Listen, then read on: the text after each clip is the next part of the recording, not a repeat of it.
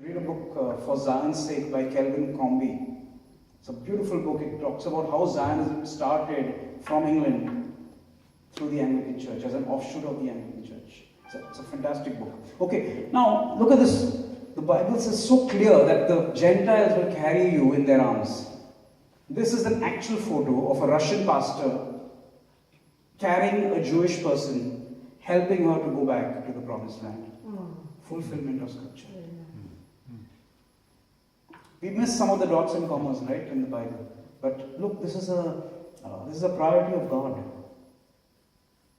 in these days. The valley of dry bones.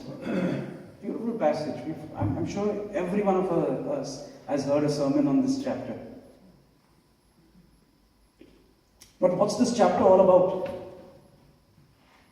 In Ezekiel 37, God takes Ezekiel to a valley full of dry bones, basically to a graveyard. Yeah? And all he sees there is dry bones. Now, if you go to a graveyard, I don't think there's much scope to have too much faith that there's going to be a resurrection. And God asked him, can these dry bones live? And the poor guy, God's asking you that question. You have to give a diplomatic answer, right? So he says, yeah, Lord, you know best. That's the way we will answer, right? Because he can't say yes. He doesn't have the faith to say yes. He can't say no because it's God who's there. So he says, you know best. And God finally defines it, right? He says that I will cause breath to enter into them and they'll live and they'll become a big army. Verse 10 says they'll become a big army. Now who is this?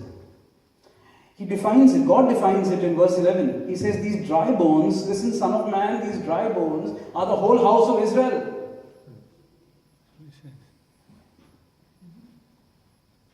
He showed Ezekiel into the future. I really believe, you know what I believe? God took him at the time of the Holocaust. Have you seen pictures of the Holocaust? Yeah? You've seen, right? Israel literally became dry bones. On an average, 4,000 people were killed every day. Systematically, like a machine, they were put to death. Right? Humiliated and put to death. We can just go on and on about it, right? But I think that's what Ezekiel saw. It was a complete valley of dry bones. It was hopeless. It was finished. If Hitler lived a few more years, there would be no Jews left. And God said, look, Ezekiel, these dry bones are the whole house of Israel. Do you think they can live? And then he says, verse 12, he says, I will open your graves. And what will I do? I'll bring you where? Into the land of Israel. This entire passage of Valley of Dry Bones is about Israel. And then in verse 14 he says, I will put my spirit in you. When? After I bring you to the land. Our problem is we want Jews to go down on their knees and, just rub their nose in the ground. But God says, I'll first bring them to the land, I'll restore them, and then I'll put a new spirit into them. And I'll turn their heart of flesh, their heart of stone into a heart of flesh. God's priority is to bring them back to the land. Amen. And he says, verse 14, and I shall place you in your own land. They were offered to set up their nation finally in Uganda. Second offer was Argentina, and they said no. The Zionists said no. We're going to go back to our own land. And eventually they were allowed to go back to their own land. Because God said, I'll take you back to your own land. Now verse 10, okay, and this is what I want to connect with today's day. God said they will become a great army. Look, if this was fulfilled in the Babylonian return, they never became an army at that time. Right? If they did, then you wouldn't have the Roman Empire rule over them. God said they will become an exceedingly great army. This nation today, this is what this nation produces in modern day. The best of equipment. They are among the top 10 armed forces in the world today. The Air Force is considered probably the best Air Force in the world. Because God said, when I bring them back, they'll become a great army. Amen. In today's day, we are seeing fulfillment of God's word, God's scriptures. Let's see some more fulfillment. In Isaiah 41:18, the Lord said, I will make the wilderness a pool of water and dry land springs of water. We often encourage someone who's feeling depressed, saying, look, don't be depressed. The Lord said that I'll bring pools of water in the wilderness. God's talking about the land. You've heard of Mark Twain? Yeah? When Mark Twain visited the promised land, he said, I don't see any milk and honey. I just see jackals, and I see wilderness, and I see jungles over here. Because the promised land had become an absolute wilderness. It was just full of sand, and it was full of rubbish. And when the Jews started going back, many of them died of malaria as they set up kibbutz. And they started to recultivate the land. But what did God do? In the desert, He brought up springs of water. Today, Israel is the only nation in the world that in the midst of a desert, you see habitation and you see greenery. I took this photograph when I entered from Jordan into Israel. And at the border of Jordan, you only see sand. And when you enter into Israel, within 1 kilometer, you start to see greenery. How is it happening? Because God said, I'm going to bring springs of water in the desert. For in the wilderness shall waters break out and streams in the desert. Israel today is a fulfillment of scripture that God gave years back. Are we not seeing it? Are our friends, are our relatives not seeing it? Is this not important to God? You know, let's look at some more fulfillment, right? In Isaiah 58:12, He says that ye shall build the old waste places and raise up the foundation of many generations. These are cities. This is Ashdod. Have you seen Ashdod? Have you seen Beersheba? As you go down from Jerusalem downwards and you move towards Egypt, you pass these cities across with the Red Sea on the left, right? Beersheba is where Abraham was. And the Lord said, you will build the old waste places. These places have become old waste places. They were destroyed. They were completely gone. They were finished. They were not restored even at the time of Ezra and Nehemiah. These were fulfilled in this day. These are the beautiful cities that Israel has made out of them, right? So I'm just trying to say that Israel today is fulfilling scripture that God had given, right? Remember, Yeshua said that, watch the fig tree. For when you see the fig tree blossom, you know the time has come. Now I want to draw some parallels that as the fig tree has been blossoming, what are we seeing happening? Because keep in mind that God's a God of entirety. It's us who, partition, right? We say God only wants us to be spiritually well. God doesn't care whether I'm healed or not. Right? But that's not the way God is. God's a complete God. He's a complete package. Yeah? He's completely good. In every way He's good. Now, He's looking at everything. He's looking at the physical fulfillment. He's also looking at the spiritual fulfillment. I want to put before you restoration that God has been bringing about to His body as God has restored Israel. Very interesting parallels that you'd start to see. When did Zionism start? 1800 and something. When the Church of England was about. Yeah.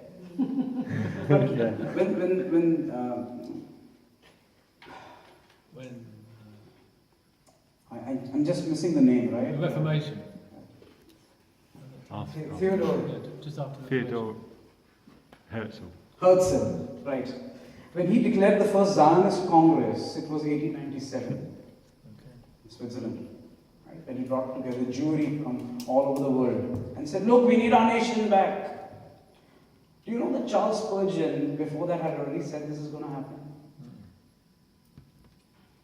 He said, listen, let's stop preaching spiritual lessons about Israel. God's going to bring about a physical restoration of the people of Israel, of the land of Israel. Charles Spurgeon said this more than 100 years back.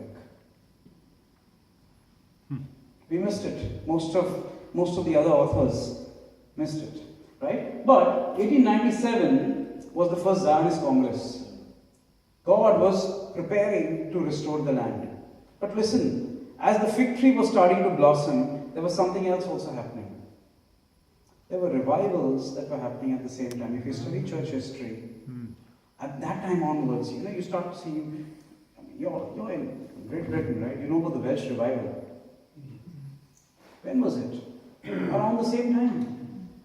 The same time that God was restoring people of Israel, the Azusa Street revival in Los Angeles, around the same time. And people would have different opinions about that revival, but it was a revival nonetheless that brought many people to God. And it was fantastic work. Right? God was doing something in the spiritual realm as He was restoring the people of Israel and the land of Israel. And that's what He said. If you read Joel chapter 2 carefully, God talks about the Spirit to be poured out in the last days. What is the context of that? The context of what He's talking about of the last days is He says, He's connecting it with the restoration of Israel. So the end time outpouring, the end time blessing, God's connecting it with the nation of Israel. Please read Joel chapter 2 carefully once again. You'll see the entire connection. The timing of it is all connected to Israel. Okay, so I want to move on, right? In Isaiah 66:8, we see that God asks a question to the world: Can a nation be born at once? For when Zion traveled, and they did travel, they really traveled, right? They traveled for their land. God brought forth the children of Israel through that. The nation of Israel finally came out as a result of the Holocaust. Right? When did it happen? 1948. Okay? But, now listen, what else was happening around the world? I want to tell you a statistic which a certain man of God has brought out. The statistic is like this, that there have been more people that have been saved between 1948 and now than have been saved in the first 1900 years of Christianity. Incredible, right? I don't know if that is absolutely true or not, but this is what I've read somewhere. I'm just quoting what I've read somewhere. But if that's really true, it speaks volumes of how closely God is connecting spiritual revival in the world to the nation of Israel, which He's restoring. How important this is to the heart of God. Okay? Let's look at it. Israel is God's calendar. Israel restored on 14th of May 1948 under the UN mandate, Resolution 181. What else was happening around that time? Around that time, God started to restore the healing ministry to His body. Very interesting, right? Okay, I'll move on. The fig tree was blossoming, as the Lord said. 1956, you had the Suez Canal War. Israel crosses the Suez Canal and defeats an attack that came from Egypt. What was happening? The fig tree was blossoming.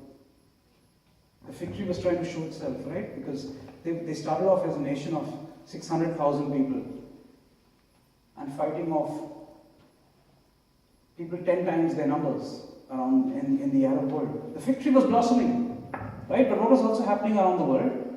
Radio ministry had started around the same time. And people like Billy Graham literally shook the world through their messages, right? His messages have reached to hundreds and thousands of people who would have probably never seen him. What was God doing? As the fig tree was blossoming, God was bringing about a spiritual revival. Is this just a coincidence? I think not. Because Yeshua said, watch the fig tree. For when it starts to blossom, you know the time has come. Let's move on. 6-Day War. You've heard of the 6-Day War, 1967, right? 6 days, Israel defeats Jordan, Egypt, Syria, and the 10 other Arab nations that were supporting them from the back. 6 days. Unbelievable. Through their fighter jets. On the first day itself, they grounded the entire air force of Syria and Egypt.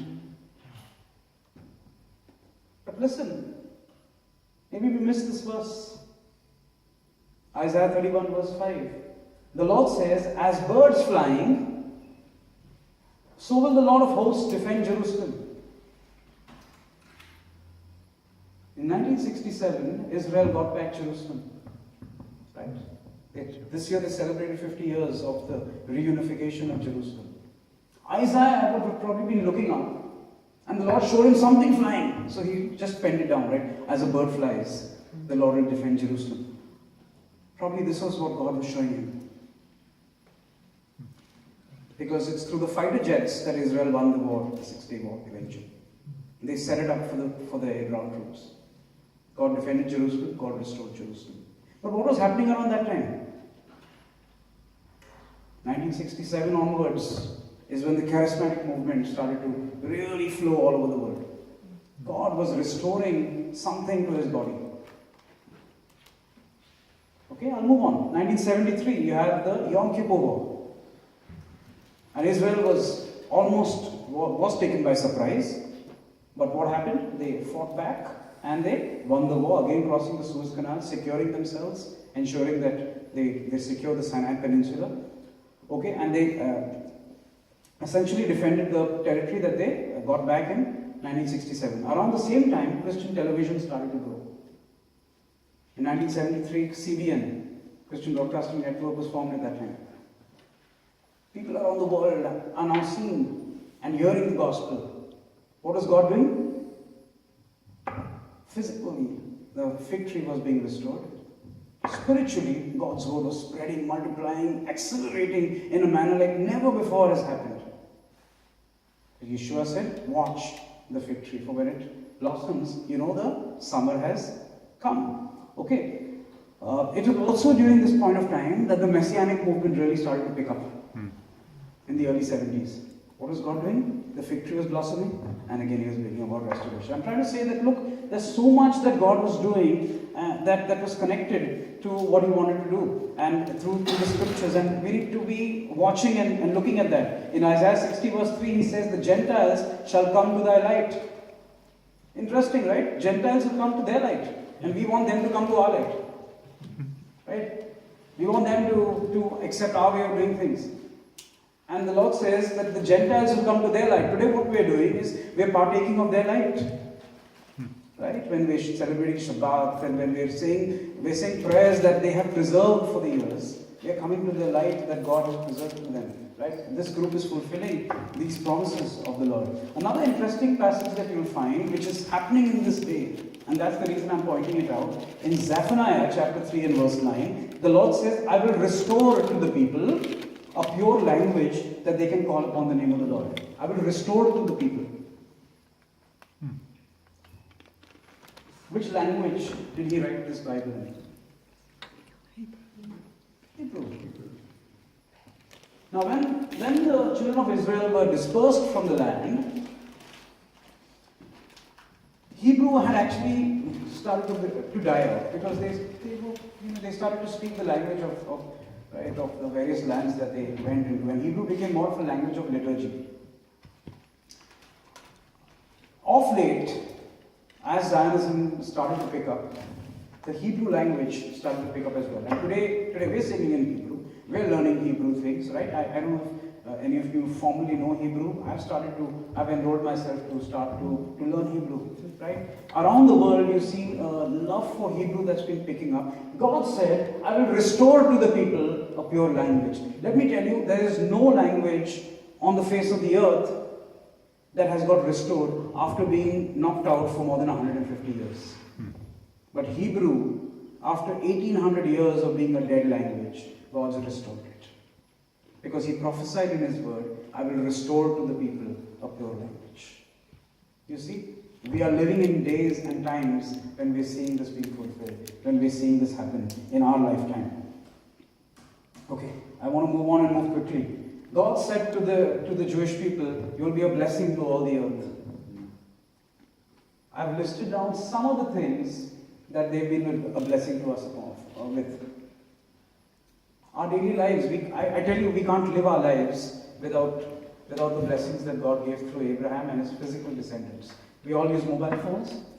The mobile phone was started by Motorola in Israel. Google is owned by a Jew. Facebook is owned by a Jew. WhatsApp is owned by a Jew. We all use it. Can we survive without it? Yes. Tell me about it. Yes, we can. The polio vaccine, come on, we can't survive without that, right? We all want to give it to our kids. Made by a Jew. Aspirin, made by a Jew. The laser made by a Jew. If you've ever gone for a root canal, have you? Yeah? The injection in the mouth was started by a Jew. Imagine your tooth being wrenched out with pliers, like the old medieval times. Very good. Thank God for the Jewish people, right? The banking system.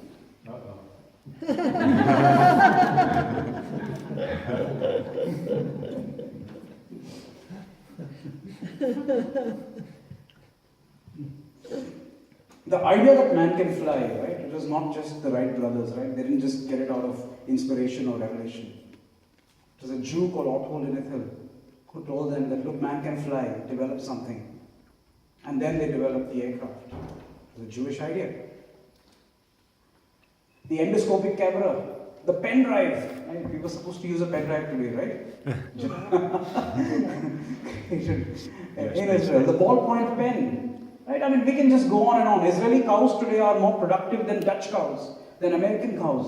They're the most productive in the world. And I've talked to Jewish farmers and people from the kibbutz there and dairy farmers who've told me how exactly it's done. And it's incredible, I can tell you. It's incredible. It's beautiful. Right? So insulin, the list can go on and on. Right? There's much more that we can add to this. But I'm trying to say, right, Nobel Peace Prizes. 23% of the Nobel Peace Prizes have been won by Jewish people. Yeah. They're a blessing in every walk of life. I tell you, I don't think we can live a normal or a good life without something coming from Israel or from Jewish people that blesses us. Because God said, in you, all the nations of the earth will be blessed.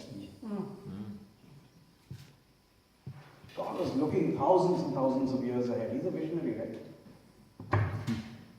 But in the present days, this is also what's happening. In Israel in the present, this is also what's happening. They only have a small piece of land. The green sections are not even under their control. What the Bible calls as Judea and Samaria, which the world calls as the West Bank, is actually the biblical Judea and Samaria. The same boundaries that God gave to Abraham from the Nile to the Euphrates. And Israel is called an occupier. Come on, this is crazy. You don't occupy your own thing, right? So the question is, who's opposed to the kingdom of God?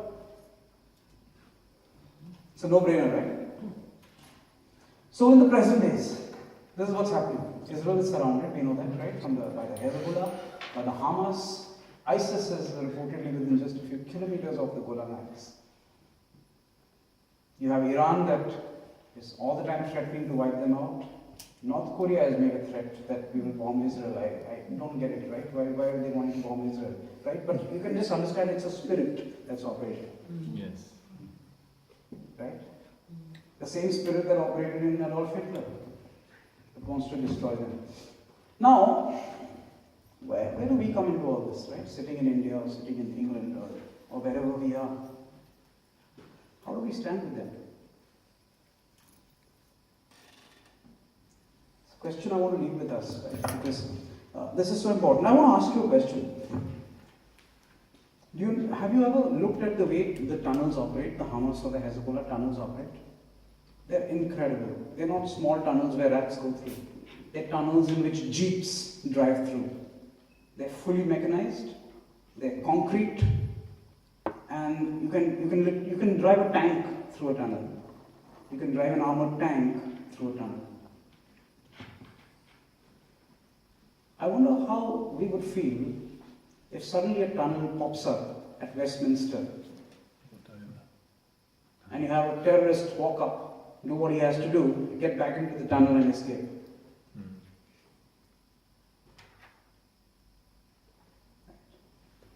Same for me, right? I wouldn't want that to happen in Mumbai or in Delhi or Pune.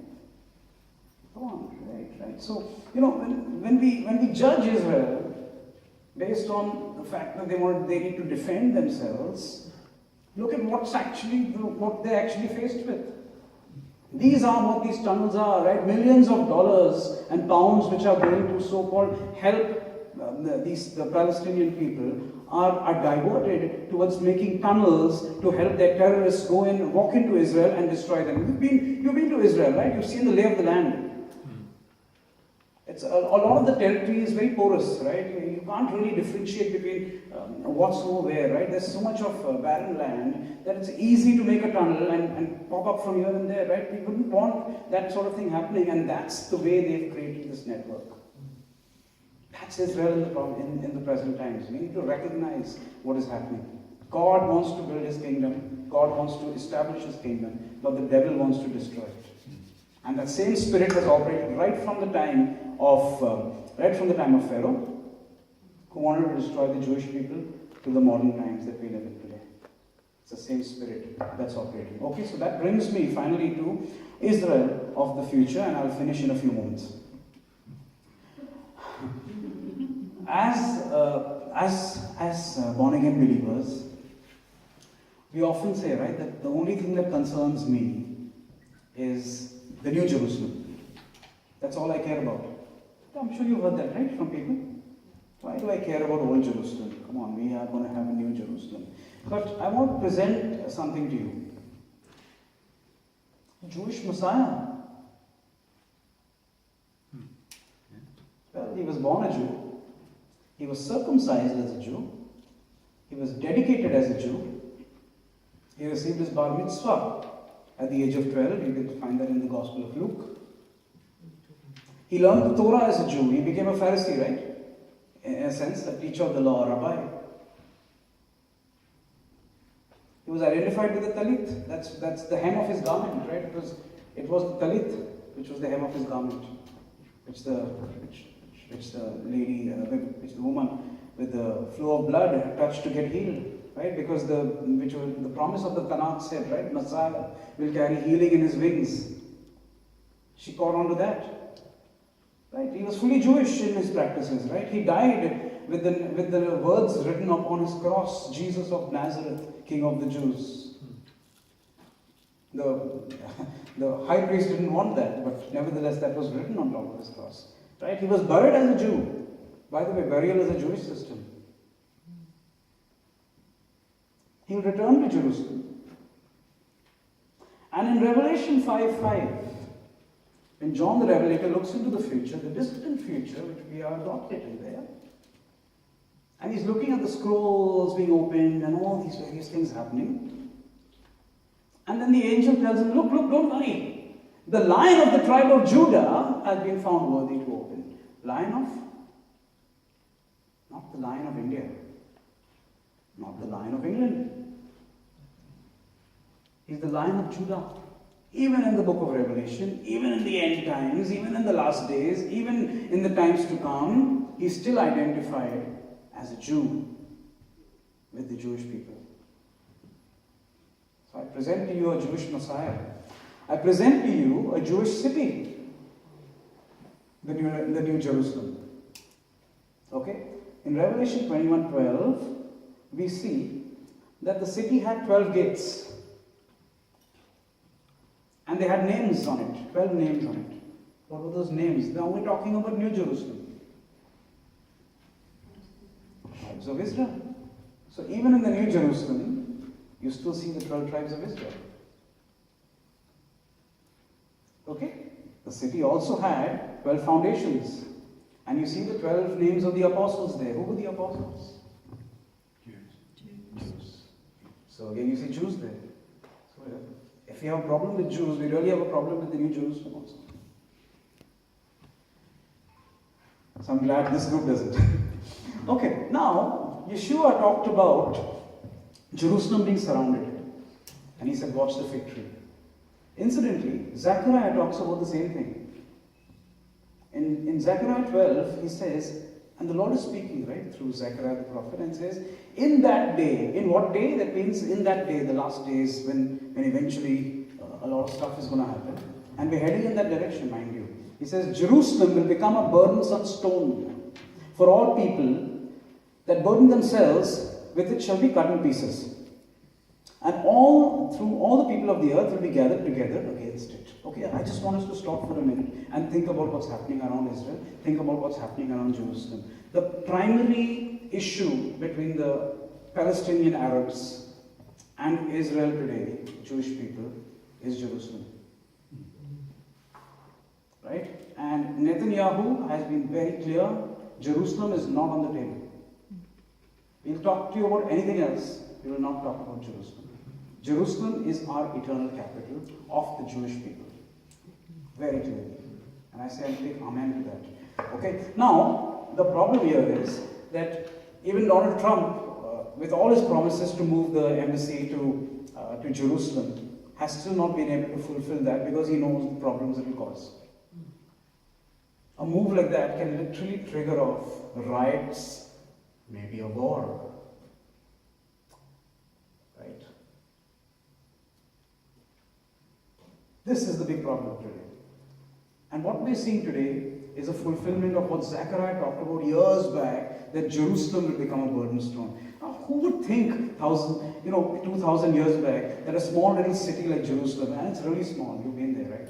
It's really small. A small city like Jerusalem, which has no oil, has no minerals, has nothing in it that has of really any economic value except limestone. That city is going to be such a big issue for the entire world. When 9/11 happened, the Arab world said this is happening because of American approach and policy towards Israel.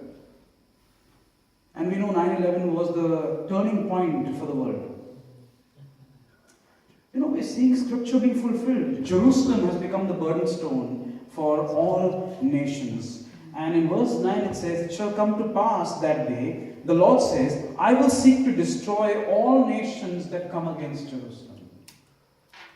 Because all nations will probably come against Jerusalem. My thoughts on this, okay? I'm sharing my thoughts, I don't know, I may be wrong, but I believe the UN is going to represent all nations that come against Jerusalem. Whether that actually literally means that all of the 200 plus countries will stand against Jerusalem, or there will be still a few remnant, or a few that will say that we're still your friends, I don't know. I get the feeling that the entire Security Council of the UN, and by and large, most of the UN, is going to stand against Israel, which is what is happening. Today, if we see, the maximum number of resolutions that have been passed by the United Nations have been anti-Israel, anti-Jerusalem. When they talk about human rights, I don't understand why they don't talk about Saudi Arabia. I don't understand why they don't talk about North Korea. Why they don't talk about Afghanistan. But they talk about Israel. Right? Because we are seeing scripture being fulfilled before our very eyes. Jesus said, "Lift up your eyes and see."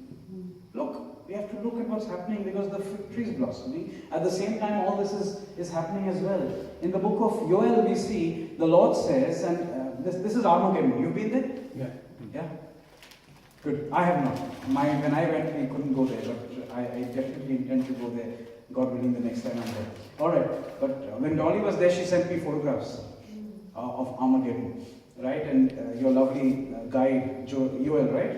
Yeah, no, I'm sure talked about all of this, right? So the Lord said that I will gather all nations and bring them down to the valley of Jehoshaphat and will plead with them there. Imagine God pleading with people.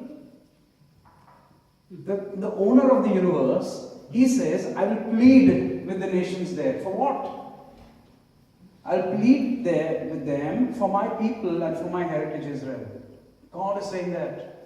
These are big words. Whom they have scattered among the nations, and listen to this, and parted my land. This is how important this is to the Lord. The parting of the land. Right? And we so easily will say, look, let them give a few settlements away, right, to the Palestinian Authority. The Lord will judge everyone that approves the partition of his land. Let's be very careful. And let's pray that our governments, whether the government of England or the government of India or whichever nation you belong to, is not part of approving partitioning God's land. Because that will bring disaster upon us. Towards the end, but the Lord says in Zechariah 14 that Adonai will be king over all the earth. That time is coming. It says in verse 9 from chapter 14 that living waters will flow from Jerusalem. I've often wondered how it will happen. It can only happen when the source of living water comes and lives in Jerusalem. Only then it can happen. And He's coming. He's coming very soon. Very soon. We're seeing the fulfillment in the times. We're seeing the fulfillment in the skies.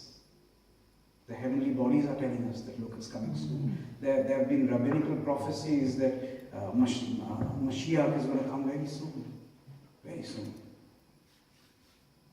The point is, we're living at the cusp of something big that's going to happen. And it's all centered around Israel. Because Yeshua said, open your eyes, look, watch the fig tree. If we're disconnected from Israel, believe me, we're disconnected from the current move of God. I could understand if we're disconnected from Israel if we lived 500 years back. There was no nation at that time. I can understand if some of the fathers of the church took a wrong attitude towards Israel, and by the way, Martin Luther took a terrible attitude towards Israel, which was one of the things that Hitler used when he launched the final solution. But at that time there was no Israel. But if we, in this world, when God's restored the nation, if we are not aligned to what He's doing, then I think we're not aligned. It's like working in a job and saying, look, I don't care what the CEO's vision is, I have my own vision. You better find a new job.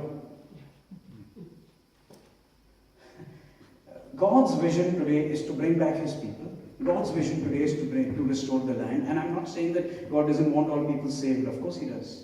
Of course He wants all people saved. But He has a special place in His heart for Israel, for the Jewish people. And that's why Paul said in Romans 11:26, all Israel will be saved. Now when will that happen? And that's why I want to just close with the Feast of Tabernacles, Feast of Sukkot. Because this is the only feast in the Bible, the only Moed in the Bible, right? The word Moed is divine appointment. The only feast of Moed in the Bible, which is spoken of prophetically as well in the book of Zechariah. And it says a time will come when all nations will go to Jerusalem to celebrate the Feast of Tabernacles and to worship the King over there. Which tells me one thing, that when our King returns, He'll sit there in Jerusalem on the throne of David, and all nations will go up to worship Him and to celebrate this feast. And that's where the destiny of the Gentile church, that's where the destiny of Israel as a nation will merge together. Because we'll be in one city, and as the Bible says in the book of Colossians chapter 2 verse 15, right, that Ephesians 2:15, right, that He's made us one new man in Christ Jesus, Yeshua HaMashiach. We have one common destiny. All Israel will be saved. All Israel will be saved. And that's why God's called us to stand with them, not condemn them, not lecture them, not tell them how wrong or how bad they are in rejecting Messiah. No, their time has come for restoration, and if God's doing a restoration, we need to honor that, we need to respect that, and we need to flow with that vision. That's what I really believe. So I'm really thankful. I'm blessed to be with you, and for the privilege and honor that you've given to me to be here. I really am honored to be here and to have shared my heart with you all. But my heart's desire is that every Christian or every child of God that follows the Lord, whether one calls yourself a Christian or Messianic or just born again or just saved or ecclesia, whatever term we go by, right? Eventually we're followers of Yeshua Mashiach. I pray that every one of us are people who are aligned to the heart of God as far as Israel is concerned, to restore His people, to restore His nation, and to be a people that is prophetically looking at the times, right? We started off with this verse that the tribe of Issachar were people who understood the times that we live in. It's important that we understand the times we live in. It's very important that we connect everything that's happening with the Bible and we respond as for that. So that's I end with this verse. In Psalm 102 verse 16, the Lord says that, at least the King James Bible says this, when the Lord builds up Zion, He will appear in His glory. The time of the Gentiles is over. When God restored Jerusalem to the Jewish people in 1967, Jerusalem had stopped being trodden upon by Gentiles, which is the term that the Bible uses. The clock started clicking in 1967. 50 years, it's a jubilee. 50 years is a jubilee. We're at the cusp of something big that's going to happen. We need to be aware, we need to be ready, waiting, we need to be watching, we need to be like the 5 virgins that were ready with oil in our lamps. Right? So I end with this. Thank you for hearing me for so long. I told you I love to listen to myself. And that's why I speak long, but I really just try to run through things, and I just pray that you are blessed. And after this, if you still have any questions or you want to discuss something, I'm here to always do that. Thank you. Shalom.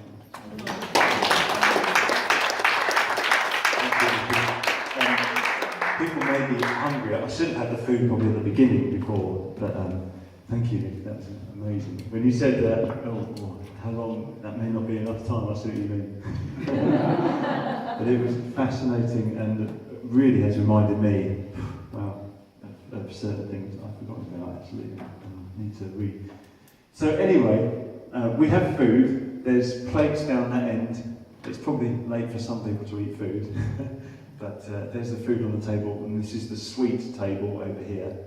Drinks over there to our near left. And as we eat, the microphone is going to be available for questions, and one will be, Nicky will have one. So as we eat, let's just have questions and answers if you're up for it. So yeah, start lining up. Get your food. You must be starving.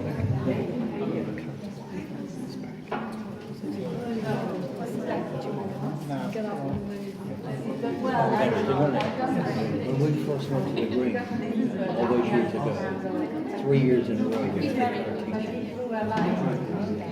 So in the summer, that was Saturday evening, we had George Pastor Ernest Rudd, who is my pastor down at Holland Road in Brighton, and we had George Stirrup. We are going back to the 70s, and Jeffrey King. Very good, and the church was packed. But it's not told now. I mean, for us, we knew it all. I mean, I went to, my first time in Israel was 1968, and I was there just after the 67 war, saw it all. Yeah.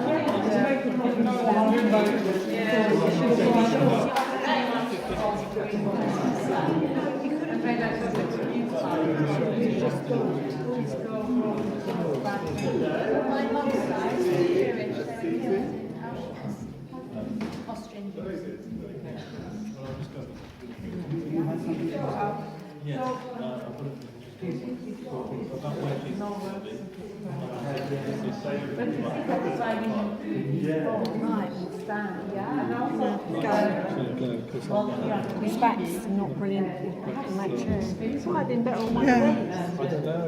I'm not good at any chairs. I sit on the floor. They're not the same as ours, are they? Did I see Maynard here? Maynard is here. Yeah. Was he on? He is, he's somewhere. Only in the law. Wait, great friend. This is Maynard right here. Yes, I recognize him. I didn't hear the word.